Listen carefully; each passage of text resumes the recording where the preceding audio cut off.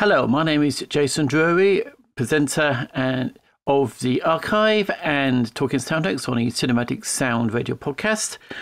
I have been tagged by Erik Woods to answer 20 questions about my soundtrack collection. Let's see what happens. This could be very interesting because I have never done anything like this before. So bear with me if it all goes completely wrong.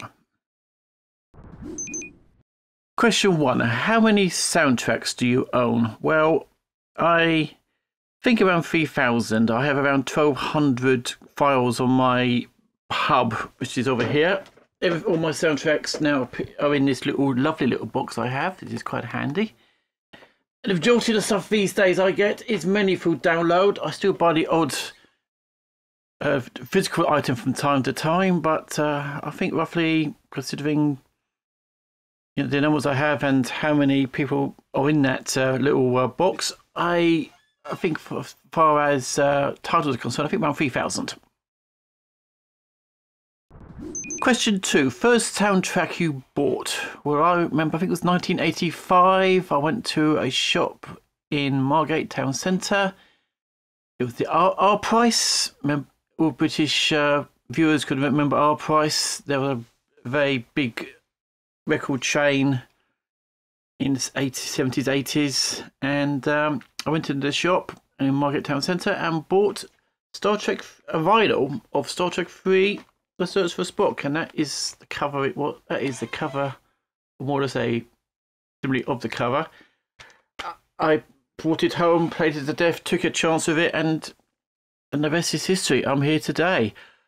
The next soundtrack I remember I bought was Rambo First Blood Part 2, and I think I played that to death as well. I don't have actually with me these days. I think I tried to keep them as well as I can, but I put a product on my vinyls and they didn't do many favours. But luckily these days I don't have to do anything with vinyl. I just buy them digitally, and I'm more than happy with that.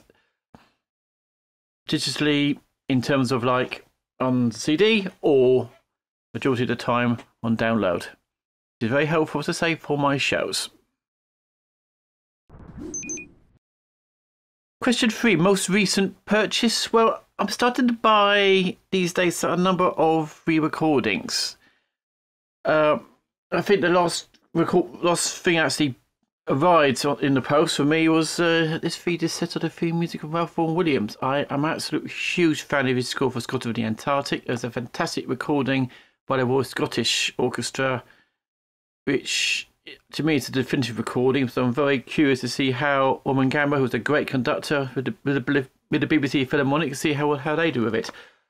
Also, recently I got this, I think, Bernard Herrmann, Phase 4. I'm working on some Bernard Herrmann stuff at the moment. I'm interviewing the writer of a book piece shortly of Bernard Herrmann. So I've read the book, and now I'm collecting a lot of stuff in terms of his music, so I can listen to it and select some very good pieces for the show. So also recently I got this little beauty I found on Amazon, not for about 20 quid. Charles Gerhardt's conducts his classic film scores. I know that Erik and my friend Rob Daniels got into film music via these re-recordings, so I'm very curious to go through this set and listen to a few, and probably in time I'll still play some on the archive as well.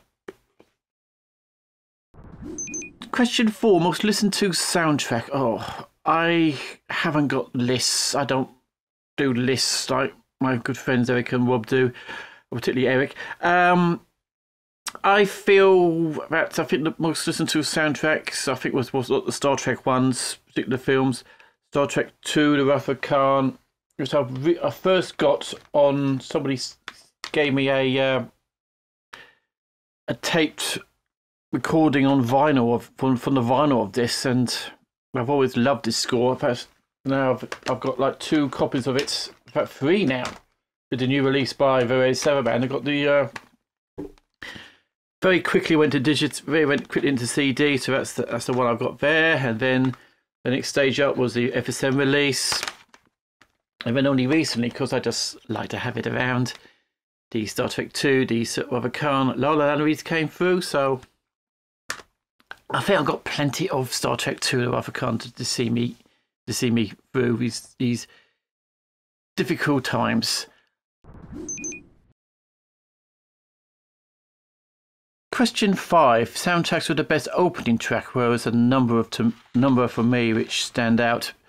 I love as Tombstone, the opening track of At the Cowboys. The opening from the main title track in a way is an amazing 4 minutes of all that action. It really sets you up for the entire score and in fact the entire film. The long, I think 10-15 minute opening of Enemy at the Gates, Noah James Horner, I think Battle of Stalingrad, which is superb. I think I featured that mainly on my Horner documentary, and I know Erik Woods waxed lyrical about that score as well. Other scores, I think Lawrence Rosenthal's main title to The Return of a Man Called Horse. Have a listen to that. That is one of the most achingly beautiful titles of a film score I think I've ever heard in my life. And I think also I must mention the first time I heard the main title of The Queen's Gambit. It opens the soundtrack album of that score. Carlos Rafael Rivera is really, from that moment, I've been a huge fan of, and I had the pleasure of interviewing him for Cinematic Sound.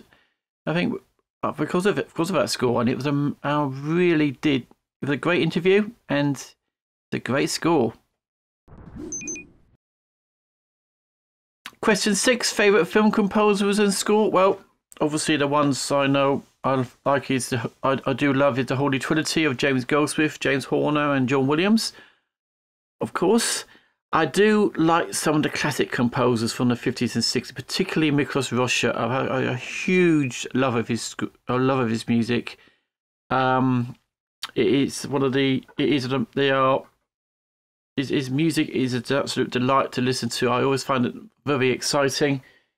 I do one of my prized possessions, even though I'll probably use the FSM release of it these days or not, is this little thing, this little baby. I remember getting that for my Christmas, I think in the mid-90s, and oh, what a score. Mate, I'm so delighted that his daughter Juliet Rocha is a friend of mine on Facebook, and hopefully one day I could do if I get the time, I would love to do a whole show on music of Miklos Rozsa, because I think he was one of the finest composers of the Golden Age.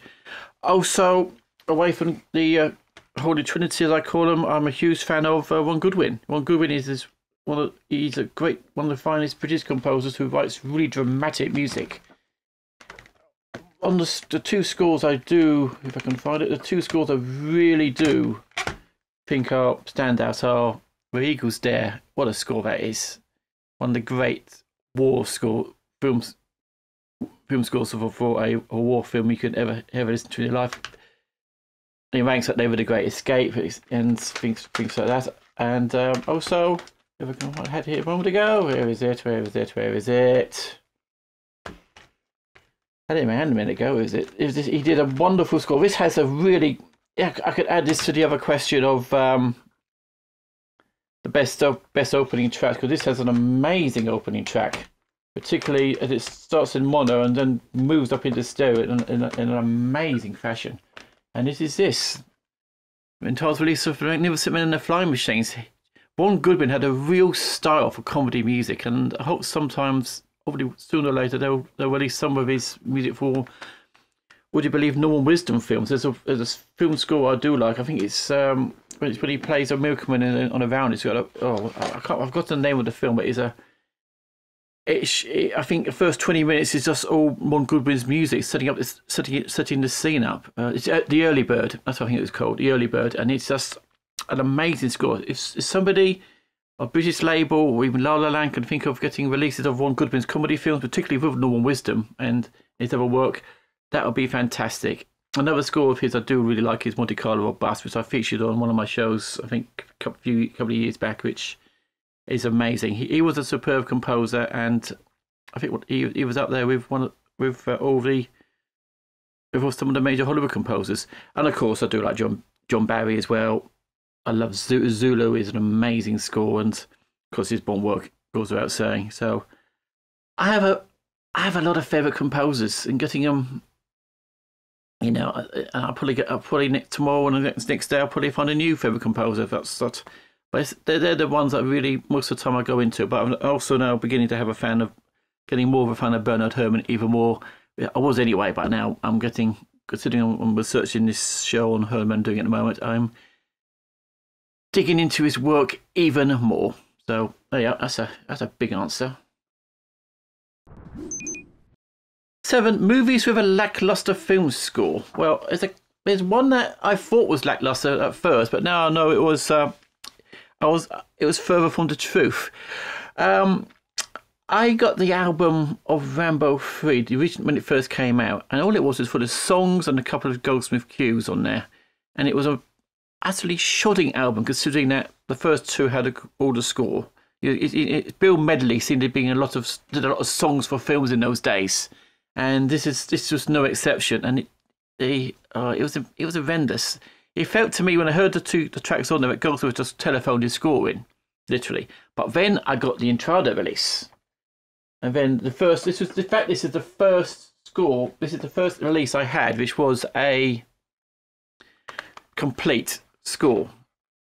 I never had a complete score before. All I had was like 40 minutes of edited highlights. This was a complete. I remember reading I think it was a review in a magazine and saying this is one of the great action scores of all time. So I thought I've got to have this. Ordered it, got it. And I think I know every note of his score now, and I've learned a lot more about it over the years. Particularly as Jerry Goldsmith kind of overdubbed the orchestra with his piano. If you look at a documentary, but this is far from being lackluster. But I thought at the time it was when I first heard the album, when I seen the film, and because I know it was a lot of that film was sort of stuff from Rambo first, but part 2 tracked into it, which was I thought was great, but wasn't much original music. I thought how wrong I was. If I put all this in, it would have been even better. A real lackluster score is when it's cheery music and it's not a cheery situation. There was this. I do remember. See, I'm a big fan of Agatha Christie films. Particularly Peter Ustinov's and both David Suchet, and now we've got Kenneth Branagh and his moustache.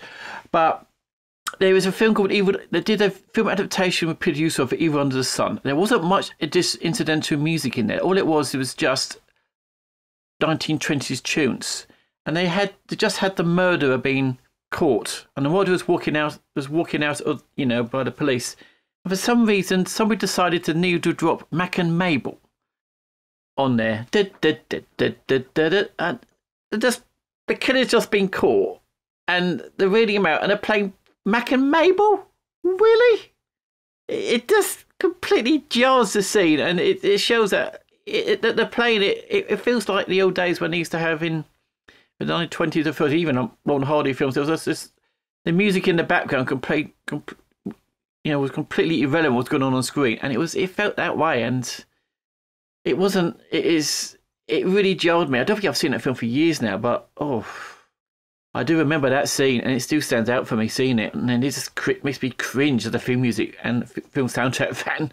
Thank God I haven't got that album. Number 8 scores better than the film. Well, for me, I know Eric's a big fan of it, but I think the film was completely lackluster. I remember seeing it with like 2 or 3 people in the cinema, and it wasn't that great. Star Trek V: The Final Frontier. Sorry, Shatner, that film wasn't very good at the end. It probably wasn't your fault, I admit that, but it was extremely lackluster and it wasn't very good, and I was so pleased it ended in a way.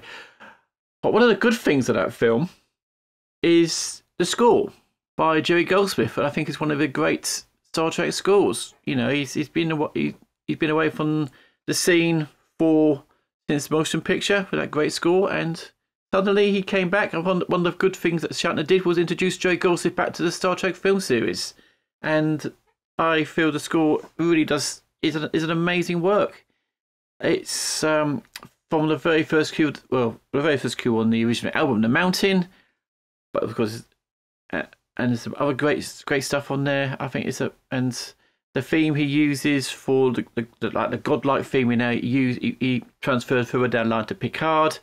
It was an amazing amazing work, and I still play it regularly. And this is I had the original album, but I do have this. This is my version. This is my copy of Cortex 5 Final Frontier that I got for Christmas one year from my little partner. She kindly bought me this, and I treasure it because it's a great score. I do enjoy it, even though it's got that really bad song.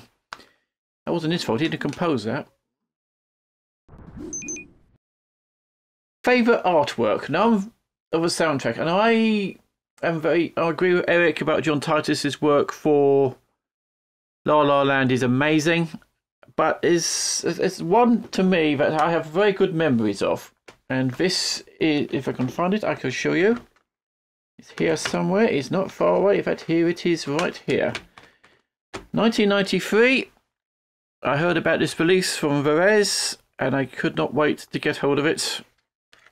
And it had a wonderful, wonderful cover art. 2001. Matthew Peak.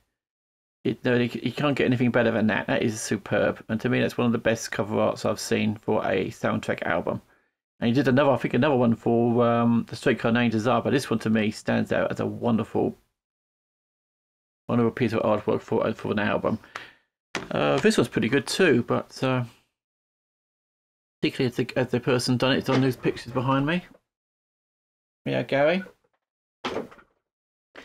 Kester's one. This is a special edition release of 500 for when I was a member of the now I think defunct Goldsmith Music Society, but at least I got something out of it like that, and I think I did play it on my show once, but never got to air yet.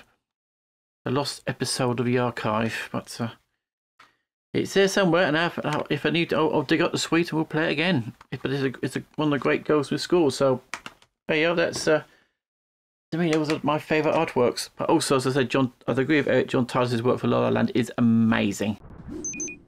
Number 10. Which album do you want to be reissued? Oh, I think the Star Wars prequels myself, because they are being released. They have been treated appallingly. You know, we've got all the music from the first 3 films. Why can't we have more music from the Star Trek prequels? All we got is 70 minutes of them, and even though the second film was more or less, there was a lot of stuff tracked from the first film. All 3 deserve proper releases in the same style as the 3. The original 3 films, you know, the terrific Mike Matissino stuff, and you know those great albums we got from Mike Matissino, and not the one from Sony. That was rubbish, but you know, and always the same ones released. Never the prequels. Hopefully sooner or later they also do complete scores of the 3, 7, 8, and 9. Rise of Skywalker, Force Awakens, etc. Other ones I could think of. I think as a Christie fan, I think they should have a release of the probably a 2-disc set of Word on the Orient Express and Death on the Nile, because they're the great scores. And I think Richard Rodney Bennett score for the Orient Express. What a wonderful theme he did. You know, Herman didn't like it because he thought he scored it so wrong. He said it's a train of death. He said, how dare they? And probably similar views to Nina Rotta's score for No. If you have a chance to see or hear the opening title of Death on the Nile, oh, what a start to a film! Really grand and exciting. I'm not a huge fan of Rotta's work. I'm not probably haven't listened to much of it. I've got a few pieces now that I really want to get around to listen to in time, but something about that Death on the Nile theme, which I think should. It's been a long time since it's been in print, and I think those scores would be great to have be reissued. And also, another one I think should be reissued is the Blue Max, but that's another story. Now, number 11 is the best. What is your best bargain buy? There was a couple here which I could remember buying. Second hand. Now I'm not like this place Canada. It's not really like Canada when you go into a big shop and suddenly all these great film scores turn up. So I've got to be very, it's But sometimes you get the odd bargain from time to time. I got this shot from a defunct store in Ramsgate, which you had lots of Patrick Doyle's, like even this one, and also Needless Things. So he started my Patrick Doyle collection, and I also got the La La Land release of this as well. It's one of Patrick Doyle's good scores, and I think we'll talk more about him as well later on in here on the other questions, because he's still a great composer and he's doing great music to this day. But it's another score I got. I think it's a great bargain, and it's not one you probably not people notice or remember, or probably you remember of a television series, the Alan Bleasdale score. Alan Bleasdale series GBH, which starred, you see, Michael Palin and Robert Lindsay. Wonderful score by Costello and Richard Harvey, Elvis Costello and Richard Harvey, and particularly I do recommend the end title theme is one of the best end title themes I think I've heard on TV for a long time. This was in the early 1991, and it's amazing, and it's still to this day. It's a great theme, and in all for the days of proper end titles, and this is a real case of somebody had the time, like 2 or 3 minutes to write a great end title piece, and Costello and Harvey came up with a really strong end title piece for this series. So these are 2 of the bargain basements, and hopefully in time I may find a few more. But as I said, mainly I do these days look out for. You usually look out for downloads mainly than CDs, but you never know. I do find the odd one from time to time. When they do come, I do like lap them up mainly from like Amazon most of the time. But there are 2 which do stand out for me from the long distant past. Now, soundtrack of your favourite band. That's the next question. I don't really have favourite bands really. I like pieces from Queen and other bands too. I did once have an album of Ultravox album on vinyl, which I try and keep quiet. Even Duran Duran I did have in the 80s, but the things I listened to in those days. But there's one recently I found a score which has a band involved, which I thought was absolutely amazing. If I changed the question around a bit, Dune's score for the original 1984 version of Dune, directed by David Lynch. I only heard it recently, and I thought, wow, what a score! This is mostly done by a band. Okay, influenced by people like Monty Pack and Alan Ferguson, are both rolled in film music. Monty Pack used to conduct some of the early scores for James Newton Howard, particularly like Wyatt Earp and The Fugitive. So I had film composers involved in the working of the music, but for a band, it's an amazing score. I'm not surprised that a couple of the band members now have been involved in the film music industry or the film and TV music industry in itself, including like Steve Picario was involved. So it's a great score, and that's really, I think, to me, one of the picks of course of the Queen stuff as well, because we can't forget their work on Highlander and Flash Gordon. But I think they had some help there with Michael Caine with Highlander and how to break for Flash Gordon, even though I think Eric Thompson was involved in both recordings. I'm only be surprised for that. But I do like the work. I do respect the work for Queen and both those. But of course, I really am more interested in the Howard Blake version than, of course, Michael Caine's score, which should be released completely. Somebody please sort that out now. Soundtrack with an actor from the film on the soundtrack release. Well,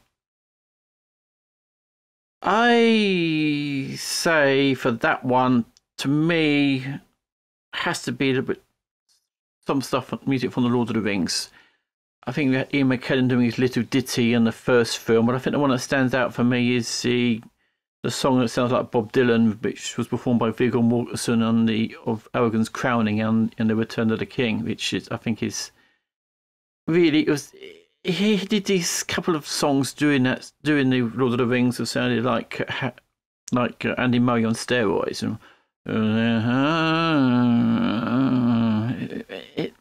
that's what it sounded like to me. But there's also one, but it works well in the film, and the characters had these rambling songs which had this language they had which worked really well. There's one other good song in there which I do really pick up. I think it's not in the theatrical release, but it's on the extended version. Liv Tyler, who sung this song when think it was during the healing process of the people involved in the Battle of Minas Tirith.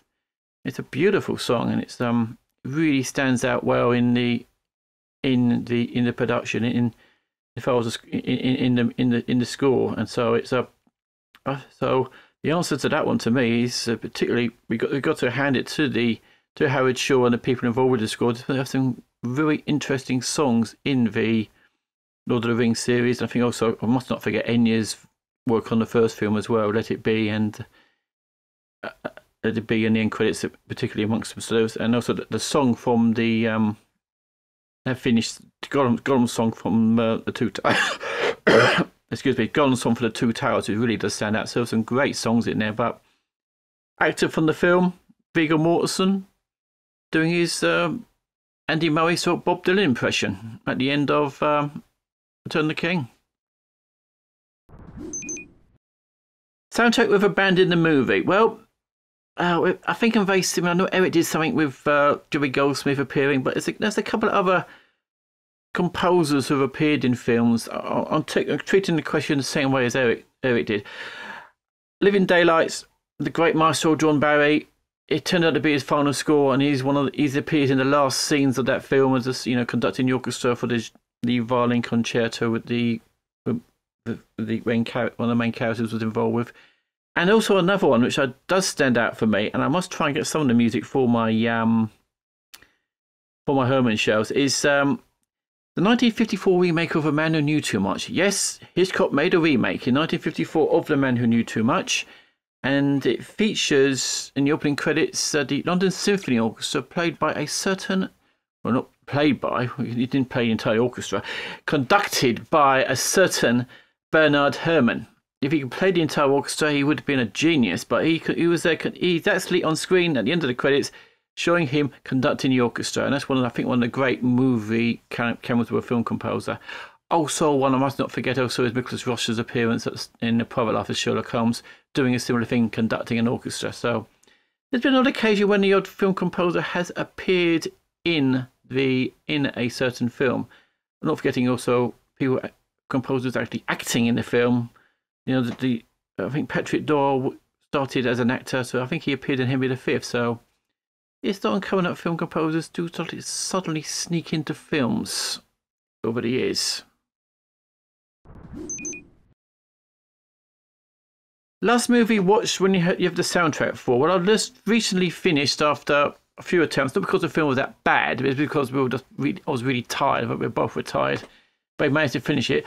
Well, Death on the Nile, the Kenneth Branagh film starring his moustache, which is okay, but I think we both agreed when we saw it, it's a difficult film to see because you know exactly who did it. You know the characters. If you know the characters from the Ustinov film or the Suchet film, or you've read the book, of course, you know exactly who did it. So it was awkward. It was a difficult situation to do. So you wonder why Branagh wanted to do the Christies for, well, maybe because probably of this era, but we still see the Ustinov films, and we still see the Suchet film, the Suchet series is still there. So you just kind of wonder why he did them. But to be fair, they're okay. But we both agreed that what came before probably stood out a lot more. Particularly, we love David Suchet's work, and I think we still think anything he did is a definitive version of the stories. By saying that, the score for Death on the Nile by Patrick Doyle is already, to me, one of the scores of the year. It really sets the scene so well. It really starts off like, it says to you, this is Egypt. This is the Nile. It has that Egyptian sort of feel to the music. It's a beautifully orchestrated piece of work. It's really well performed as well, and it really helps. It does what a film score should do and help with the scenes, and it's a very helps tell the story. So Death on the Nile stands out to me, and I must not forget, I've also seen it again, Nightmare Alley. I still love the film. I had a great pleasure talking to Nathan Johnson at the end of the year about his score for Film Score Monthly. To me, it's still a great score. It works. It's one of the greatest scores that serves. It really does serve the picture well, and is as part of the film as a whole. It really is. It really does work Guillermo del Toro is a master of choosing good composers for his score, even though Nathan Johnson was replaced because Despiat was unavailable. But it is a great score, and also, to me, it also features, in my opinion, one of the scores. Also features, in my opinion, one of the cues of last year, Lilief's Revenge, which appears towards the end of the film, and it really, it adds, it really adds to the tension and when the film's multiple twists and all the stuff at the films is developed, starts to pay off. It's a great piece of music, and Nathan Johnson's already done 2 scores the last recent few years. Knives Out and now Nightmare Alley. He, to me, is a composer to look out for. Favourite record store day purchase? With a couple of James Horners, I remember. I purchased the Perfect Storm when it was at a shop at an old Tesco shop. I think one of these film scores I think I've ever purchased in a supermarket. I think it was at the time because I think it was a big sticker saying, James, it's from the composer of Titanic, James Horner score for the Perfect Storm. Probably people bought it and thought, well, what a lot of rubbish.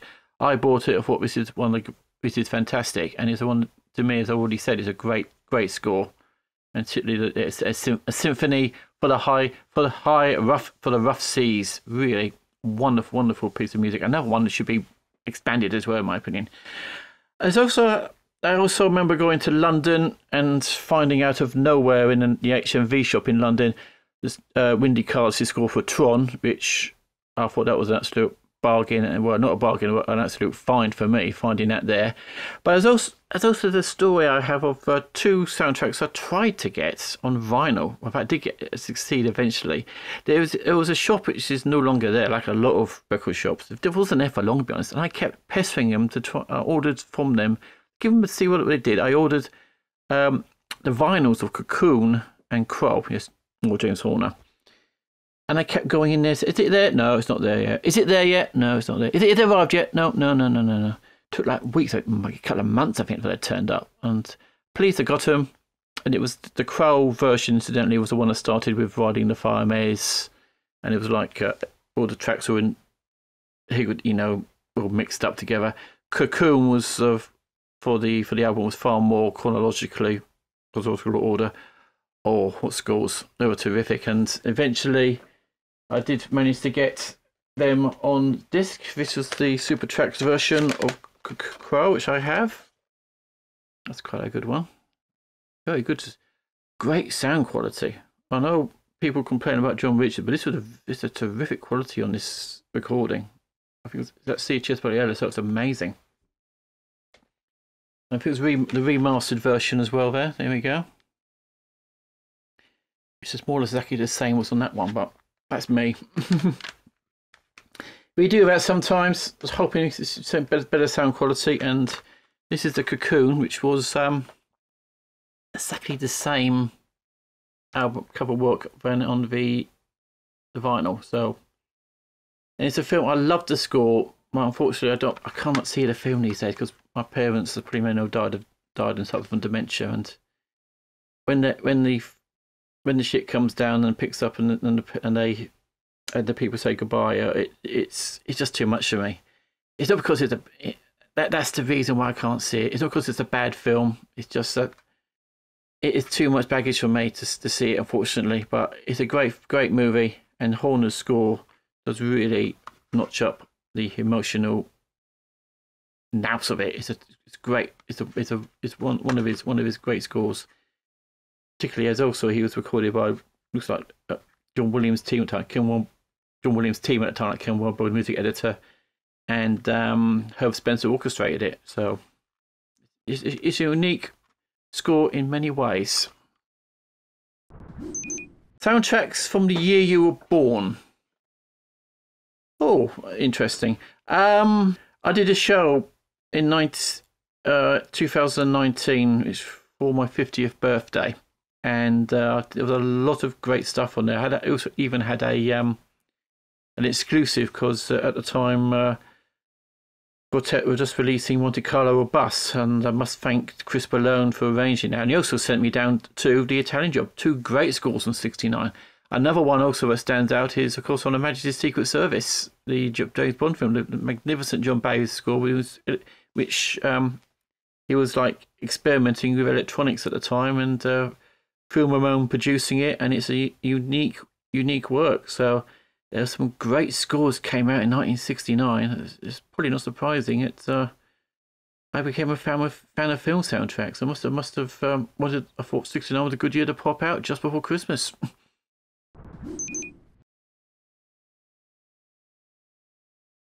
What's a blind buy that was a win? Well, I think I never heard Tombstone when I first got it, and I listened to that and I thought, wow, what a score! And particularly for the first track, I thought amazing. And also now I've got I did buy the expanded edition too.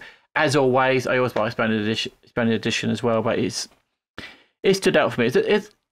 I get a lot of blind buys. There's a lot of score. I don't get time to see as much movies as I would like to.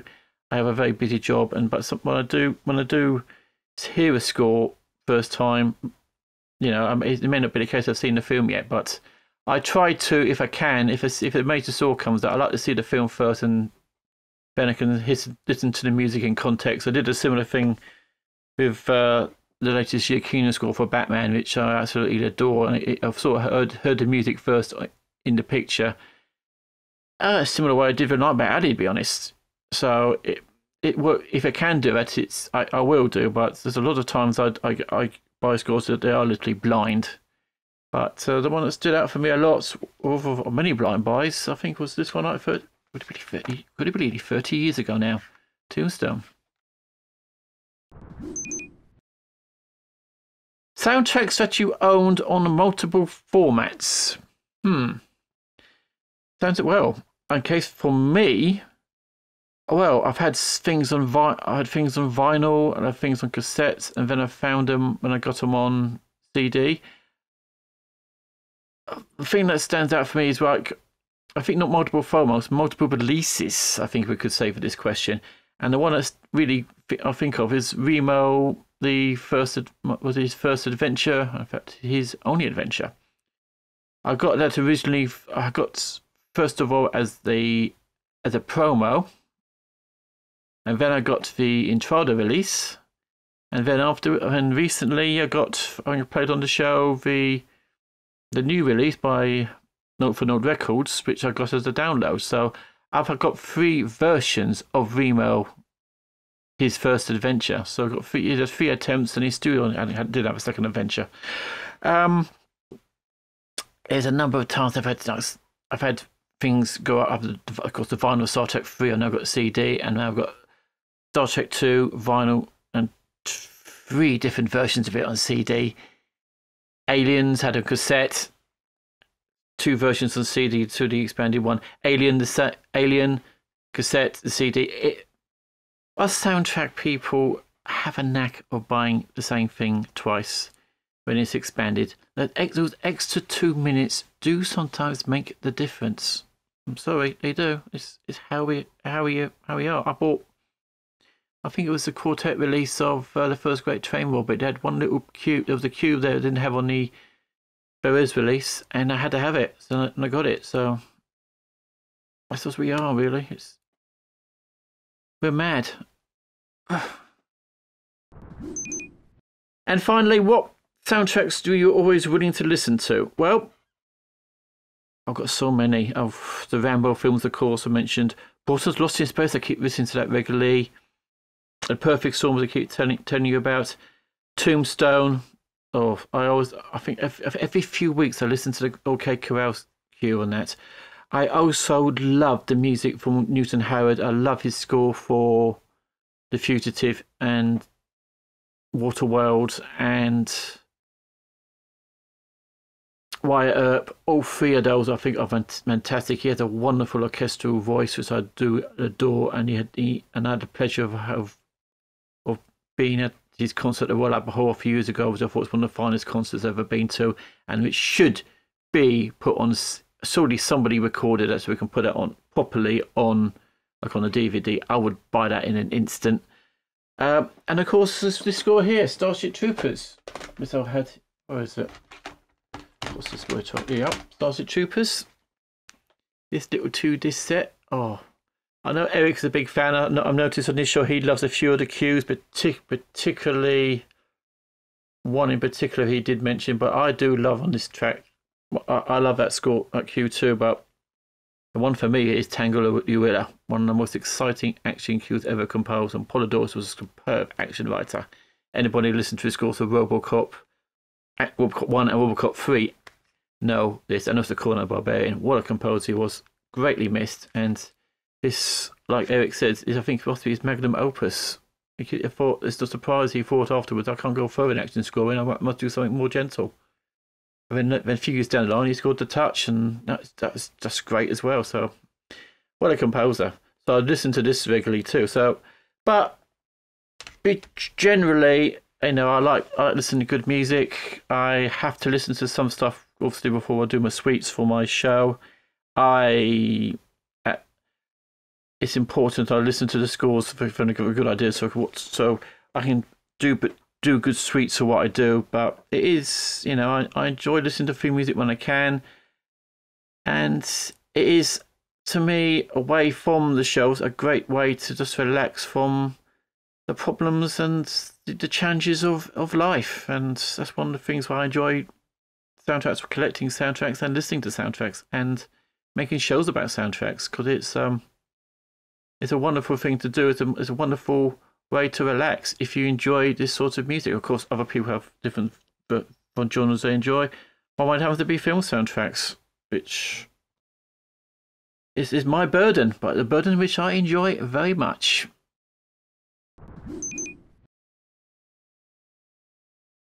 So that's the 20 questions done. I hope they make sense. I hope I've made sense talking about them. Now I've got to do this tag thing and tag somebody else to do this, go through this ordeal of sorts. And I decided, after a lot of thought, to try and find somebody who, like me, hasn't done something like this before, but give him an opportunity, if he wants to do it, to have to talk about his music just as much as I'm doing today. And I nominate as my tag John Mansell, the blogger, who's helped me a lot on some of my archive shows on the scripts.